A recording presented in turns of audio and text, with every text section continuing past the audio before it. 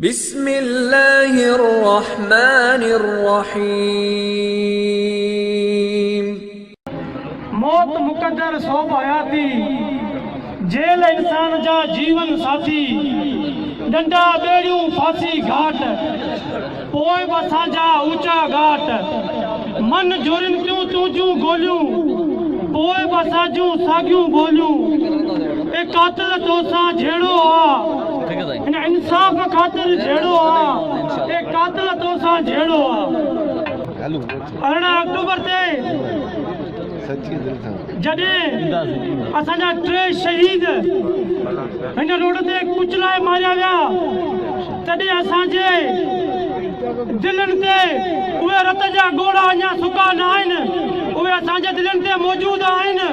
पर असां ही कोस्तान वासी अमन पसंद आहियूं।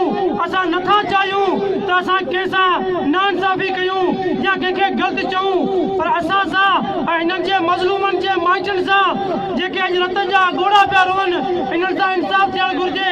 इन जे लाइ अॼु जेको ताज़ियती मेड़ाको कोठायो वियो आहे, मां उन दोस्तनि खे जस्तो पेश कयां ऐं सलाम आहे तव्हां कोस्तान वासियुनि खे जिन अॼु पंहिंजी गैरत जो मुज़ाहिरो कयो आहे। अॼु तव्हां पंहिंजे बच्चनि जे हक़नि ख़ातिर आया आहियो ऐं इहो पैगाम ॾिनो अथव, इहो मैसेज ॾिनो अथव त असांजा बच्चा असां लाश खणी सघूं था, असां हिमत नथा हारे सघूं, असां हमेशह लाश खया आहिनि ऐं खणंदासीं बि, पर ईअं असां बेगुनाह पंहिंजे बच्चनि जो उहो जेको खून आहे उहो कंहिंखे लुणण कोन ॾींदासीं, न कंहिंखे ताक़त आहे। अॼु कोस्तान जा नौजवान, अॼु ही पोड़ा, अॼु ही बुज़ुर्ग, अॼु ही असांजा मोतबर वॾेरा सभु असांजे विच में मौजूदु आहिनि। अॼु इहो तव्हांखे इहो पैगाम था ॾियनि त अगरि असांजे हिननि सां इंसाफ़ न थियो त असां का बि तहरीक करे सघूं था, असां कुझु बि करे सघूं था। इन जे लाइ तव्हां कोस्तान वासियो अखि खोलियो न तव्हांजा बच्चा जेतिरी कोन्ह रहंदा असां उनजो पीछो न छॾींदासीं।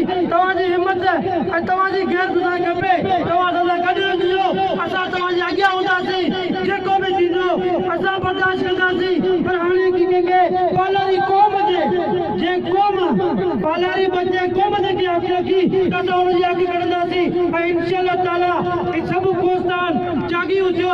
ही जवान, ही जेके 3 जवान शहीद थिया आहिनि, इहे शहीद थी मरी न विया आहिनि, इहे असांखे जगाए विया आहिनि ऐं इहो चई विया आहिनि त असां त वियासीं पर तव्हां न मरिजो, तव्हां न वेझो, तव्हां उथिजो, असां सां इंसाफ़ कजो। असांजो रत पुकारे पियो अव्हांखे त तव्हां जेके बि कोस्तान वासी आहियो, अॼु खां इहो वचन कयो त कंहिं बि पंहिंजे बचे ते, कंहिं बि पंहिंजे ग़रीब ते, कंहिं बि कंहिं मज़लूम ते कुझु बि थियो असां गॾु हूंदासीं। चाहे उहो को दुश्मनी जो मामिलो हुजे, चाहे अस्पताल जो मामिलो हुजे, चाहे ज़मीनी मामिलो हुजे, चाहे असांजे ॻोठनि खे मुस्मार करण जो प्लान हुजे, असां सभु प्लान मोड़ ॾींदासीं ऐं मोड़ ॾेई सघूं था, मोड़ ॾियण जी सघ रखी सघूं था। विया मोर मरी हंज न रहियो हिकिड़ो, उन्हनि अखेरनि ते वेठा अचब चढ़ी वतन थियो वरी। कूड़ न आहे काइरनि जो, पर उहे कूड़ा जेके असांखे हमेशह जेको न असांखे कूड़ो कंदा हुआ, अॼु वक़्तु आयो आहे ऐं तव्हां उन्हनि खे कूड़ो कयो। इहो साबित करे ॾियो त असांजा जेके 3 शहीद, जेके असांजा 3 बच्चा, जेके असांजी माउ जूं कुकूं ख़ाली थियूं आहिनि, उन्हनि सां असां इंसाफ़ ताईं कॾहिं न वेंदासीं।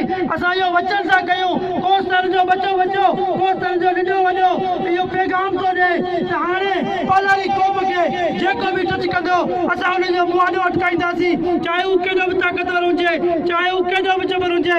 ज़ुल्म रहंदो, ज़ालिम न रहंदो। ऐं मां निहायती शुक्रगुज़ार आहियां अॼु जेके असांजा मोतबर दोस्त आहिनि, उन्हनि जेके असांजे विच में आया आहिनि, असांजी हौसला अफ़ज़ाई कई अथनि।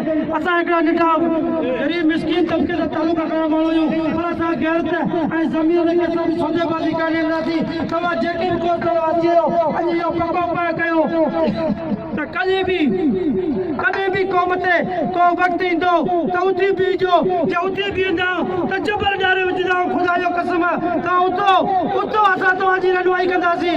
डॉक्टर इम्तियाज़ तव्हांजी रहनुमाई कंदो, ख़ुदा वटि हिकु जो कंदो, नज़ीर अलियानी कंदो। छा आहे असां वटि का सरकारी नौकिरी न आहे, सरकारी उहिदो न आहे, पर असांजा हौसला बुलंद आहिनि। तव्हां पंहिंजा हौसला बुलंद रखो, केसिताईं असांजा बच्चा कुझु न रहंदा।